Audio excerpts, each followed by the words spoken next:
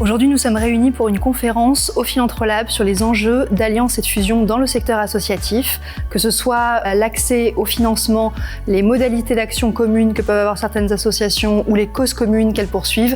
Quand est-ce qu'il fait sens de fusionner ou de s'allier? La parole à nos intervenants. Des coalitions et des alliances entre associations, c'est important pour plusieurs raisons. Je pense d'abord pour se connaître entre associations, pour faire valoir nos expertises, pour peser aussi davantage auprès des décideurs et puis auprès du grand public, pour faire entendre des causes qui souvent ne sont pas entendues dans le débat public, essayer de franchir ce mur du son et faire de nos actions quotidiennes des enjeux importants pour tout le pays. Les alliances sont des leviers de performance, d'innovation et de confiance. La clé d'une alliance, c'est d'appliquer une formule magique. Cette formule, c'est 1 plus 1 égale 3. Le 1 correspond, si on met deux partenaires autour de la table, que l'alliance réponde bien aux objectifs de chacun des partenaires et qu'il y ait un petit truc en plus. Ce petit truc en plus, c'est quoi? C'est d'être aligné, d'être en cohérence avec un enjeu un peu plus macro qui peut correspondre à un objectif de développement durable. Pour moi, c'est un sujet qui est essentiel parce que derrière la question des alliances entre associations apparaît un enjeu, je dirais, de résistance ou de liberté publique dans une période qui est marquée par un relatif dénigrement des actions associatives. 2025, c'est l'année de la grande cause nationale. L'Alliance pour la santé mentale, dans ce processus, a joué un rôle significatif puisque l'une de ses missions, ça a été de fédérer un certain nombre d'acteurs de la psychiatrie et de la santé mentale en France, qui agissaient jusqu'à maintenant plutôt de manière isolée et indépendante. Et là, vraiment, ça a été la jeunesse de l'Alliance, en fait, et correspond à ça, c'est-à-dire la fédération des acteurs du secteur pour pouvoir être plus fort à plusieurs et surtout faire en sorte que le sujet de la santé mentale, qui est un sujet à fort impact sociétal, émerge au maximum dans la société et auprès des pouvoirs publics. Je compare souvent la fusion au mariage. Il faut bien être préparé avant de s'engager. Et pour ça, nous, on a beaucoup dialogué. On a challengé notre vision, nos missions, parlé de nos fragilités sans tabou. Et je pense que pour une fusion, la clé, c'est la préparation. Les bases qu'on a construites avec l'association Ariana, donc Abajad Ariana, ça a été de voir si on avait vraiment ce socle commun des valeurs communes, de la vision commune et penser à la finalité, c'est-à-dire l'impact qu'on pourra donner à nos bénéficiaires. La fusion, c'est pas une somme de faiblesses. Si on arrive tous les deux avec les deux associations, avec leurs faiblesses, des problèmes économiques, rien ne va, la somme de deux faiblesses fait plutôt une énorme faiblesse. Donc en fait, c'est plutôt déconseillé.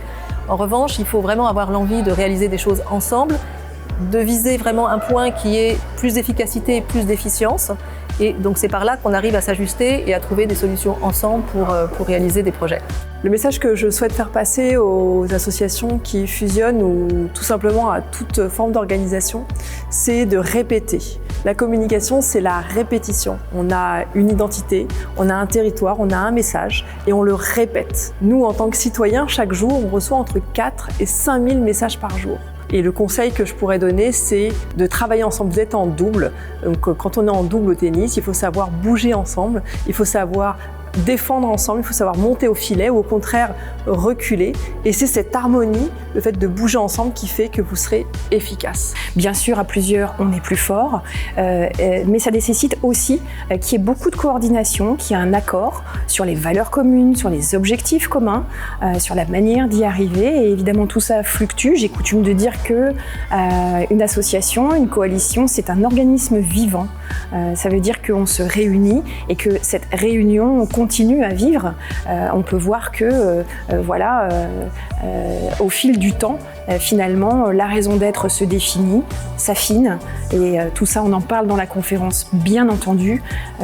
Ça permet aux autres acteurs qui veulent faire la même chose de gagner du temps et surtout d'avoir un certain nombre de points de vigilance à l'esprit. Alors en matière de fusion d'associations, ça prend du temps, il faut compter au moins plusieurs mois. Ne pas se précipiter, prendre son temps, faire des audits, vérifier auprès des financeurs que l'opération leur plaît, prendre le temps de trouver la bonne gouvernance avec l'association dont on se rapproche et au moindre problème, suspendre, voire ne pas hésiter à bloquer l'opération. Ce que j'ai essayé de montrer, c'est que derrière l'injonction « l'union fait la force », il y a quelque chose qui casse un petit peu la réflexion et qu'il faut faire attention quand on se lance dans un partenariat ou dans une alliance à préserver la mobilisation en interne, à préserver des capacités d'expertise, à préserver une certaine authenticité et à rester extrêmement efficace, tant il est vrai que les affaires publiques nécessitent de la réactivité.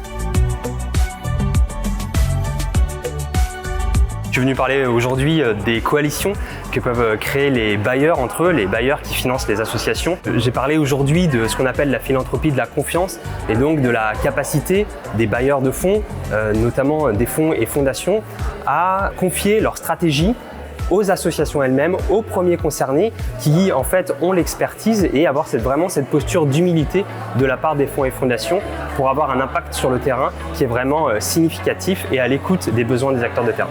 Déjà, entreprendre, même entreprendre socialement, ça peut être une galère de base. Donc le faire à plusieurs dans un groupement, une coalition, on multiplie les difficultés. Et donc c'est très important de créer une ingénierie spécifique à la coopération, de financer ces moments risqués de la vie d'entreprises sociales qui veulent se rejoindre, s'allier, faire des choses ensemble pour apporter de la valeur sociale, sociétale en plus. Voilà, donc il y a un rôle des accompagnateurs et des financeurs à jouer et à prendre pour accompagner à la coopération aujourd'hui.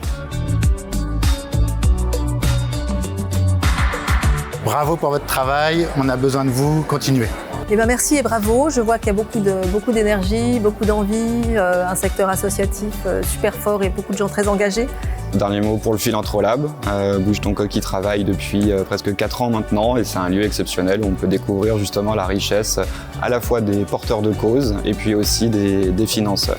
Le Philantrolab remercie sincèrement les intervenants et intervenantes qui ont animé et qui sont intervenus sur cette table ronde. Et merci à nos mécènes, la compagnie Felsbourg et la Société Générale de rendre ces moments d'échange et de réflexion possibles.